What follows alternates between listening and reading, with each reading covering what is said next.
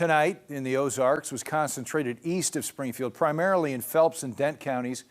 In Rolla, a motel's roof was ripped off. Color 10's Bethany French is live in Rolla tonight at 10 after speaking with the hotel's owner. Yes, this is the motel here behind me whose roof was damaged in this storm. We spoke with the owner who says that this is one of the worst storms he has seen. In 11 years in Rolla, this is probably the worst storm I've seen. The 30 days ago was actually worse, but then I thought this was more worse than the other one. Ben Patel is the owner of the Regency Inn.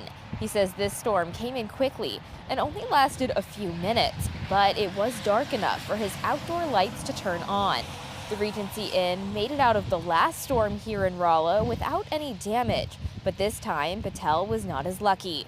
The motel never lost power, but the roof was damaged and will need repairs. The owner says the damage will likely not affect his business very much, but he is already working on getting it fixed. Reporting live in Rolla, Bethany French, Color 10 News.